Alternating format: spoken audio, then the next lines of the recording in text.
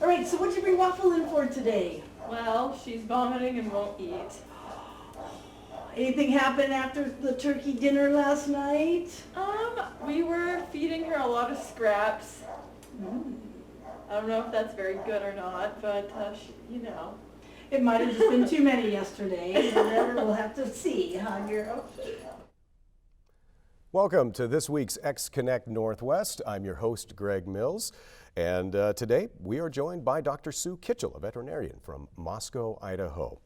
You know, our pets are subject to many of the same stresses that we all feel during the holiday season, and the changes in environment as well. And today we're going to talk about some of the do's and don'ts for our pets and some tips from Sue about how we can keep our furry friends more safe and how we can identify what some of their behaviors mean during the holiday season. Well, before we get going, a reminder that you at home can chime in with your questions, and you can do that by connecting with us on Twitter at NWPTV or use the hashtag xConnectNW. On Facebook, search Northwest Public Television or by email at kwsutv@wsu.edu. Veterinarian Sue Kitchell joining us today. We're going to talk about those challenges of pet care during the joyful and stressful time of year as well, and that goes for us and it goes for our pets as well. Thanks so much for joining us today. Oh, you're welcome. Thanks for having me. It is great to have you here. I guess we start off the top maybe with a big question. Do you have a number one problem that you see with pets during the holidays that you could put your finger on? Is there something you deal with as a professional more than anything else?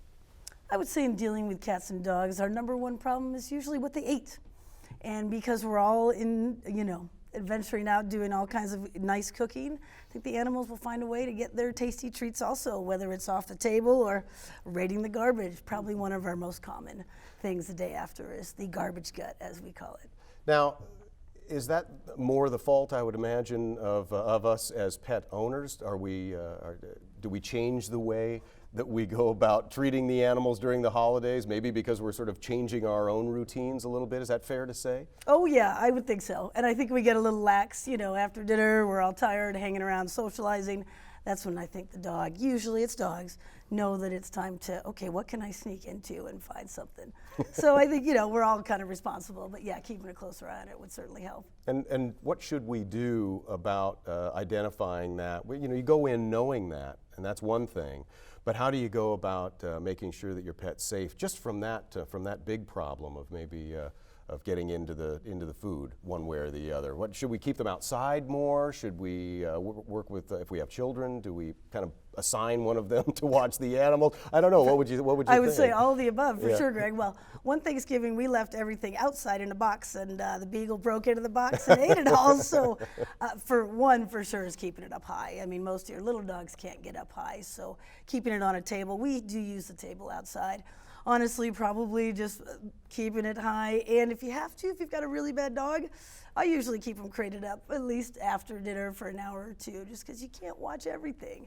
And when you're a little dog, if you eat too much of stuff, it's more serious than a big dog eating stuff. Remember, size is important in what you ingest, and so your Labradors can handle a little bit more than the little dogs. So I tend to lock the dogs up in a room with the kids, maybe watching a movie, keep them safe. And then the big dogs, for sure, a lot of people do leave them outside just while the cleanup is happening and everything. So let's say a dog, big or small, gets into the chicken or turkey carcass. I think we've probably all heard, oh no, you don't want to give your animal the chicken carcasses or turkey carcasses because the bones and all that. And that's maybe as deep as most people's knowledge goes. What do you do in that case? Well, probably the first thing to do is to keep them away from getting more. What most people don't realize is if they've already delved into it and you leave it and come back an hour later, they might be back at it. So definitely restrict their exposure. And then honestly, Greg, it depends on how much they've eaten and what they're doing. If they're acting okay, you just limit their exposure and you kind of keep them quiet for the night. If they're acting sick, vomiting, diarrhea, obviously you might have to get them to the vet or keep them quiet where you can monitor them in a bathroom or something to monitor what's going in and what's coming out. For the most part, those are the two biggest things is observation and limiting their exposure to it again.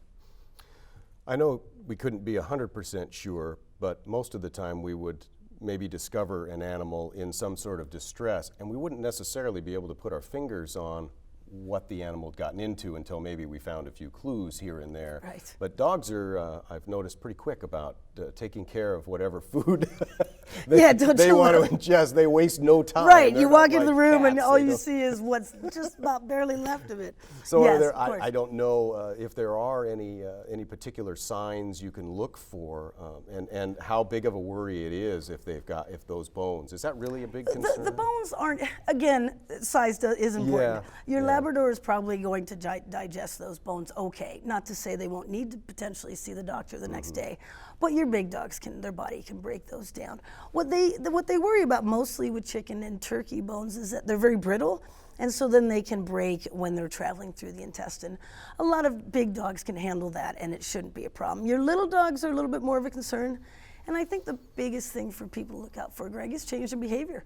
You know, if it's 10 o'clock at night and your dog is normally socially hanging out, getting ready for bed, and he's sitting in the corner looking depressed, that's probably a sign that he got into something, he or she, and potentially just, restricting access to the house overnight, because be careful, what went in could come out in a big mess. So I usually say, okay, close all bedroom doors, and make sure the dog is where you could actually observe what does happen. And I think behavior is probably your biggest thing to look for, changes in that. And you should, most people know their animals really well. And so when something changes, they start investigating. And that's when you learn, oh, what's out in the yard? You take the flashlight out there, or things like that. Yeah. Most animals that eat stuff on, for instance, Thursday night, Friday morning is when we see the problems. It does take 6 to 12 hours for some of those animals to show symptoms. And that's when the owners will notice the next day and go, whoa, something's not right with Lucy. And so that's when they come to see us, or they call with questions. Sure, sure. What about holiday sweets? There are traditionally a lot more of them around the house. Yummy. I don't know what people's knowledge is about sweets and pets, chocolate and pets. Let's just talk a little bit about sweets in general. Yeah, of course, we've got our chocolate concern, and Halloween is one of our big holidays for that too. The biggest problem with chocolate is it's a wide variety of whether it's going to be toxic to your animal or not. Again, size does matter and how much they eat, and with chocolate, the grades of chocolate are different. So your milk chocolate is not quite as toxic as your dark baking chocolate that you use for brownies. And so, if a dog eats a couple Milky Ways or something, I'm not gonna worry too much, versus the raiding the cabinet or the baking counter where you were getting ready to make some brownies. And of course, if they ate the brownies, that's a concern. So, in general, there isn't necessarily a big thing about chocolate itself, or is there? I hate to downplay chocolate because, of course, of the only one I course, hear about, it I is guess, quite is why I serious. I asked. know, and I really think it depends on what they ate and how much they ate. And there's actually a pretty good, I don't remember the website now, but there are calculations for owners, assuming you've got your wits about you in this crisis, to figure out the weight of your animal versus how much chocolate they ate, what kind of chocolate they ate. So there are information online, and of course there is poison control for animals now, which can help you. And I think that comes up to an owner's decision about how much did they eat. Was it just chocolate, or was it, for instance, we had a dog eat a whole bag of trail mix that also has nuts, and you got to worry about raisins and grapes, or raisins being in a trail mix. So it kind of depends on what the actual thing they ate was. For most chocolate toxicities, a lot of owners can make them vomit at home. We can do that, and there's information online for that too if you'd like. And then just kind of wait it out. Chocolate is one of those where if you think they're in the safe zone, just kind of keeping them quiet, lights off in the room, they get really wired is what happens on chocolate, like we do. And so trying to keep them quiet and then monitoring, and of course calling emergency services to make sure you're doing the right thing. Yeah. Let's shift gears a little bit and talk about giving animals as gifts. We're certainly talking more around Christmas time, probably, but what about giving animals as gifts? People still do it. Yes, they do. Easter is very common, bunnies for pets. I think all that's fine, Greg. I think owners, I shouldn't say owners, friends or family who are going to do that for their loved one, I think they just need to be careful and understand that obviously a pet is a commitment. Your average dog lifespan, I'm guessing 10 to 16 years, depending on the size. And of course, a cat is easily that too. So it really, for the person they're buying it for, I guess they just need to make sure they're in the right place. And of course, financially is somewhat important. All these things we're talking about when you come to the vet, x-rays, some blood work, and just the exam it adds up. So making sure they're in a financial place, or if they aren't, that they could help them if they needed to. If you're buying it for your son or daughter, making sure that you have a savings for that, and really just recognizing their current pet load. A lot of people will think, oh, they lost a dog, you know, a year ago, they need one for Christmas. Well, they already have 5 cats. Maybe that's not quite the right addition, or maybe that person needs to be talked to before. So at least it's worth some consideration and maybe talking to a professional about it and kind of bounce it off somebody. I would for sure. And I mean, I think they make lovely pets, but they are a lifelong investment. Indeed. They're just not put on the counter, you know, in a couple of days you put them on the shelf and you're done. Right. In fact, they're going to get more needy as they grow up. All right, we have a question that was brought to us from Marcia of Palouse. I have a nervous dog that doesn't eat well when guests are around. Do I need to worry during those 2 days if my dog doesn't eat? And that's a great question. Of course, my Chihuahuas will get a little stressed out too with guests, and of course, guests always like to bring their pets also. Right. For 2 days, as I mentioned to Marcia, I don't usually think that's too big of a deal. However, it does depend on what the dog is doing during that time. I mean, if they're laying in the corner, not going outside, not doing any of their normal stuff, that might be a concern. But there are lots of products, you know, for calming the house. Careful the dog doesn't eat them.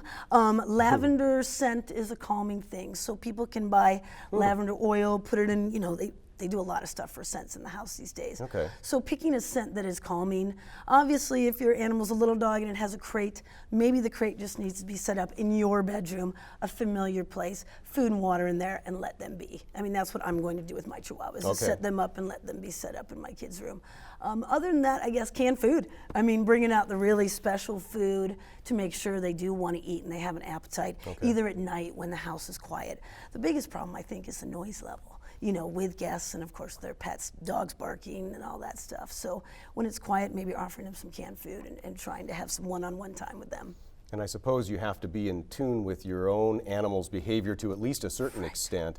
We don't often have the large groups of people coming to our home, so sometimes it's kind of hard for us to judge whether or not the dog's really in distress or if this is just kind of normal kind of behavior for them.